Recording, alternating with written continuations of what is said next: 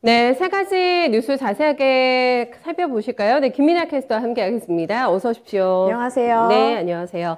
첫 번째는 어제 이미 예고가 됐는데도 막상 FOMC 회의록을 보고 투자자들은 조금 더 당황했습니다. 굉장히 강력한 양적 긴축이 예고가 되면서 경기 침체에 대한 공포가 나왔는데요. 이 부분부터 자세하게 보겠습니다. FOMC의 핵심 포인트 뭐였을까요? 네, CNBC가 보도한 기사 내용입니다. Fed officials plan to shrink the balance sheet by $95 billion a month, meeting minutes indicate.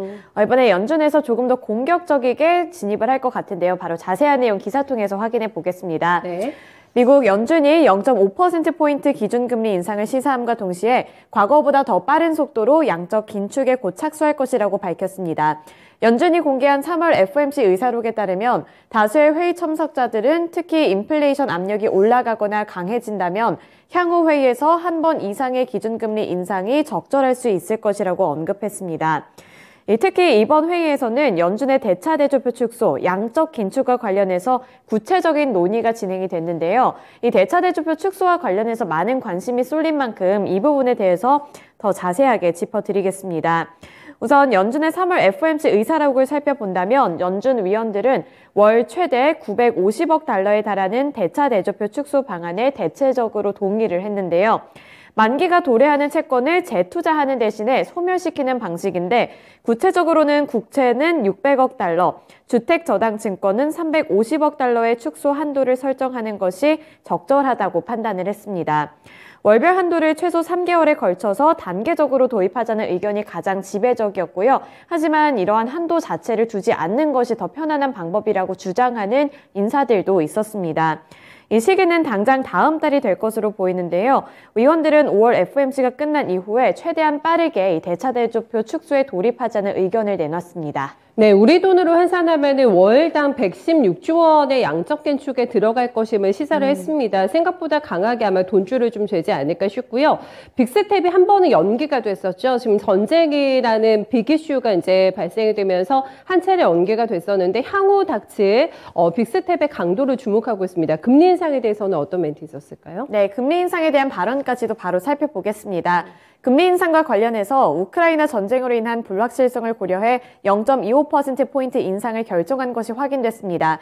또 인플레이션 압력이 계속되거나 강해진다면 향후 회의에서는 한 번 이상 기준금리를 0.5%포인트 올리는 것이 적절하다고 판단을 했는데요. 이 당시 연준 위원들은 0.25%포인트 금리 인상을 결정을 했지만 이 0.5%포인트 인상 필요성에 무게가 실리는 모습까지 함께 확인을 할 수 있었습니다. 3월 달 회의에서는 0.25%포인트로 이렇게 결정이 났지만 앞으로의 행보를 살펴볼 때에는 0.5%포인트 금리 인상에 조금 더 무게가 실리고 있는 모습이고요. 그 이유로는 이 러시아의 우크라이나 침공과 관련한 커다란 단기적인 불확실성을 고려했다는 평가가 가장 지배적이고 또 고용시장이 강하게 회복하고 있는 데다가 물가는 고공행진을 이어가고 있기 때문에 앞으로는 조금 더 빅스텝이 시사가 될 가능성이 가장 높습니다. 네, CPI는 40년 만에 최고치 기록하고 있고요. 지금 소비자 가격 지수 같은 경우에도 연준의 목표치를 무려 3배나 웃돌고 있는 상황입니다. 때문에 이렇게 공격적으로 움직이겠다는 멘트가 나오고 있는 것도 어느 정도 맥락성에서는 이해가 가는데 지금 상황이 또 여의치가 않기 때문에 한 번에 이렇게 강하게 매파적인 스텝이 나오게 되면 시장에서는 굉장히 움츠러들 수밖에 없는 여건이라고 할 수가 있겠는데요. 한국과 미국의 장기 이제 금리 역전도 생각을 해봐야 될 것 같고요. 여러 가지 또 고민과 숙제를 안겨주고 있는 FOMC의 공격적인 행보에 대한 예고 들어봤습니다. 두 번째 뉴스 보도록 하겠습니다. 두 번째는 지금 유가의 움직임을 주시해봐야 될 것 같은데 미국에서 비축유 방출하기로 했잖아요. 그런데 이게 동맹국들과 연합전선을 이번에 또 짰습니다. 이 부분 좀 살펴볼까요? 네, The Wall Street Journal 보도 내용입니다. US allies to release close to 60 million barrels of oil from reserves. 미국과 동맹국들이 이번에 유가를 좀 진정시키기 위해서 함께 나서는 모습인데요. 바로 기사 통해서 체크해 보겠습니다.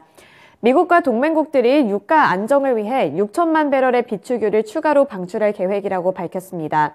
미국을 포함한 에너지기국 31개 회원국은 총 1억 2천만 배럴의 추가 비축유 방출을 발표할 것이라고 당국자는 전했습니다. 이는 IEA 47년 역사 중에서 가장 큰 규모로 비축유 방출을 하는 것인데요. 신규 물량 절반은 미국이 충당할 예정이고 나머지 절반인 6천만 배럴은 미국의 동맹국들이 함께 나설 전망입니다. 앞서 바이든 행정부는 6개월에 걸쳐서 하루 100만 배럴의 비축유를 방출하겠다고 밝혔는데요. 이 IEA의 미국 물량은 이를 포함하는 수준입니다. IEA는 3월 초에 6천만 배럴의 비축유 방출을 발표한 바 있는데 당시에는 미국이 이 중 3천만 배럴을 방출하기로 한 바 있고요. 미국 등 서방 국가들은 러시아의 우크라이나 침략을 이유로 러시아 에너지에 대한 제재를 가하고 있는 만큼 앞으로의 이런 행보까지도 조금 더 면밀하게 살펴보면 좋을 것 같습니다. 네, 30개국이 동참이 될 것 같습니다. 함께 연합을 해서 이제 기름을 조금 더 시장에 공급하겠다는 전략이 나왔는데 이건 아무래도 전쟁이 끝나지 않는 한에 아무래도 일시적으로 유가를 좀 공급 가격을 조절하는 좀 선에서 그치지 않을까 싶어가지고요. 어떻게 또 영향을 미치는지 봐야 될 것 같고요. 네, 비축유 방출이 계획대로 또 잘 진행될지 실제적인 팩트까지 조금 더 확인 좀 필요할 것 같습니다. 다음은 제닛 옐런 장관의 좀 발언을 들여다보도록 할까요? 네, 전쟁과 관련해서 세계 경제에 미칠 파장에 대해서 우려를 했습니다. 어떤 멘트였을까요? 네, CNBC의 보도 내용입니다. Yellen warns that war in Ukraine will have enormous global economic impact. 제닛 옐런까지도 이 우크라이나 전쟁 사태에 관련해서 발언을 내놨습니다. 네. 바로 기사 통해서 체크해 볼게요. 제닛 옐런 미국 재무장관이 러시아의 우크라이나 침공이 세계 경제에 미칠 영향이 중대하다고 말했습니다. 옐런 장관은 현지 시간 6일 하원 금융위원회에 출석해 러시아의 행동은 규칙에 기초한 세계 질서에 대한 용납할 수 없는 모욕이고 우크라이나와 그 너머에 엄청난 경제적 영향을 미칠 것이라고 발언했습니다. 옐런 재무장관은 미국이 러시아 중앙은행과 금융기관 그리고 지도자들에 대한 제재로 러시아에 가하는 경제적인 압박을 완화할 의도가 없음을 분명히 하는 모습을 보여줬습니다. 또 세계 경제의 절반 이상이 러시아 제재를 위해 단합하고 있고 또 바이든 행정부가 러시아와 세계은행 그리고 IMF를 통해서 자금 조달 혜택을 받을 수 없도록 노력하고 있음을 강조했는데요. 이렇게 제닛 옐런 재무장관까지 이 비판의 목소리를 높이게 되면서 세계 경제에 대한 우려감을 다시 한번 표명하는 모습이었습니다. 네, 그리고 더 강력한 제재도 필요하다라는 그런 코멘트도 옐런 재무장관과 함께 좀 내놓고 있는 상황인데 미국에서는 계속해서 어떤 좀 스탠스를 취하고 있는지 계속 러시아 공격이 진행이 되고 있죠? 네, 그렇습니다. 네. 추가 제재 관련한 소식까지 전해왔는데요. 백악관은 현지 시간 6일 트위터를 통해서 미국은 G7 및 EU와 함께 부차 사태를 비롯해 우크라이나에서 자행하고 있는 러시아의 학살 행위에 즉각적이고 가혹한 경제적 대가를 물을 것이라며 그 일환으로 러시아에 대한 신규 투자 금지를 비롯해 추가 금융 제재 등의 조치를 내린다고 발표했습니다. 이 조 바이든 대통령도 트위터 계정을 통해서 부차에서 발생한 잔혹 행위에 대해서 러시아는 혹독하고 즉각적인 대가를 치르게 될 것이라고 말을 했고요. 또 우리는 오늘 동맹과 파트너들과 함께 러시아를 완벽하게 또 완전히 마비시키는 새로운 제재를 발표한다고 강력하게 말을 했습니다. 고위 당국자는 또 별도 브리핑을 통해서 러시아의 최대 은행을 전면 차단함으로써 러시아 금융에 가하는 충격을 비약적으로 높이겠다고 나섰고요. 또 이것을 비롯해서 푸틴 대통령의 자녀들 그리고 측근들에 대한 제재까지도 강화하고 있는 상황입니다. 네, 우크라이나 침공에 대해서 옐런 재무장관이 굉장히 거친 발언을 쏟아냈습니다. 야만적이라는 표현을 쓰면서 반드시 응징이 필요하다라는 부분을 언급을 했고요. 여기에서도 러시아가 물러나지 않는다면은 제사를 깎아먹는 한이 있더라도 더 큰 이제 보복 조치가 나오지 않을까 싶은데요.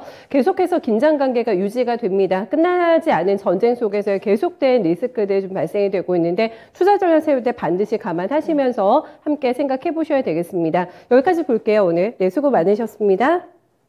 네, 세 가지 외신 뉴스 함께 살펴봤습니다.